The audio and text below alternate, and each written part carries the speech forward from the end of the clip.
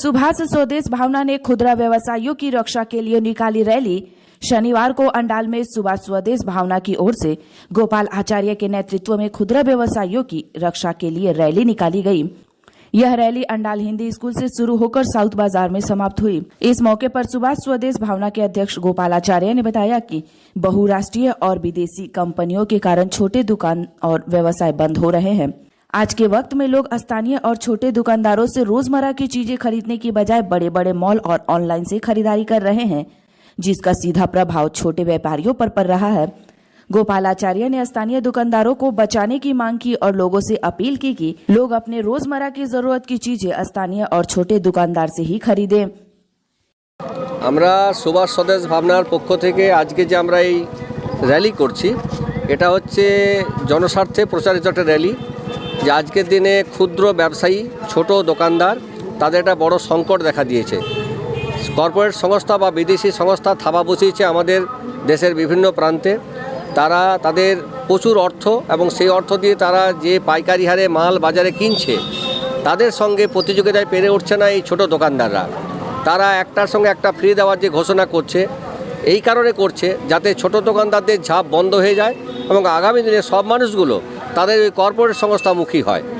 আরেকটা বিষয় আমরা সরকারের কাছে দৃষ্টি আকর্ষণ করতে চাই। অনেক এই শিল্পাঞ্চলে দেখে থাকবেন আপনি, ছোট তেল মিল, ছোট আটা চাকি, বেসন, বিভিন্ন যারা মশলা পেশাই করে খেত, তাদের ইলেকট্রিক বিল মিনিমাম 2000 টাকা, অর্থাৎ 440 লাইন নিতে গেলে। আর যেখানে বড় ইন্ডাস্ট্রি যারা করছে তাদেরও ইলেকট্রিক বিল মিনিমাম 2000 টাকা। তাহলে তাদের যদি আজকে আর দেখবেন রেশনে গম দেওয়া হয় না, আটা দেওয়া হচ্ছে, তাহলে তারা সেই গম পেশাই মেশিন বন্ধ হয়ে যাচ্ছে। তারা সেই প্রতিযোগিতায় পেরে উঠছে না। মশলা ক্ষুদ্র ব্যবসায়ী ঘরে ঘরে বড়ি তৈরি করা, স্বয়ম্বর গোষ্ঠী মেয়েরা পাপড় যে করতো, সে জায়গায় আজকে লিজ্জত পাপড় বা বড় বড় কোম্পানি সেখানে স্থাপা বসেছে। তাহলে আমাদের বাংলার কুটির শিল্প ধ্বংস হচ্ছে, ছোট দোকানদার ধ্বংস হচ্ছে।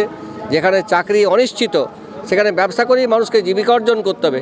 কিন্তু আজ রাস্তার ধারে দেখবেন অনেক দোকান রয়েছে যেখানে কিন্তু শাটার নামানো। অনেক আশা নিয়ে তারা রাস্তার ধারে একটা দোকান কিনেছিল বা কেউ ভাড়া নিয়েছিল, তারা ভাড়াটাও মেটাতে পারছে না। তাই এই ব্যবস্থার আজকের এই র্যালির মাধ্যমে আমরা সমস্ত ব্যবসায়ী বন্ধুদের আমরা বলতে চাইছি, আপনারা সকলে ঐক্যবদ্ধ হন। আপনাদের ভাবনাকে সরকারকে ভাবতে বাধ্য করুন। আপনারা সরকারের কাছে আপনাদের ভাবনা রাখুন, তাহলেই দেখবেন আপনাদের যে রোজগারের যে সুনিশ্চিত আয় সেটা নিশ্চিত হবে এবং আপনাদের জীবন, স্বার্থ, জীবিকা সুরক্ষিত থাকবে। এই উদ্দেশ্যে আমাদের আজকের এই র্যালি। আজকে আপনাদের কি কর্মসূচি? আমাদের এই প্রত্যেকটি পথচারীর কাছে আবেদন, সাধারণ মানুষের আবেদন যে অনলাইন পারচেজ বা বিভিন্ন কর্পোরেট সংস্থামুখী না হয়ে আপনার পাড়ার দোকানদারের কাছ থেকে মাল কিনুন। অনেকেই দেখছি বিগ বাজার বা বড় বড় শপিং মল থেকে গিয়ে পেঁয়াজ, আলু, গোসারি সব কিনে নিয়ে আসছে।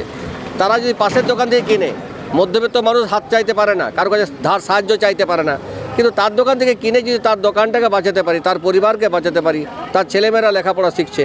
আপনারা কার ব্যানারে নামছেন? আমরা সুভাষ স্বদেশ ভাবনা, আমাদের একটা এনজিও রয়েছে। এই ব্যানারের মাধ্যমে সমস্ত ব্যবসায়ী বন্ধুর কাছে আমাদের আবেদন রয়েছে। আপনার পরিচয়? আমি গোপাল আচার্য, এই সংস্থার আমি সভাপতি এবং আমাদের সারা শিল্পাঞ্চল জুড়েই কাজ শুরু হয়েছে।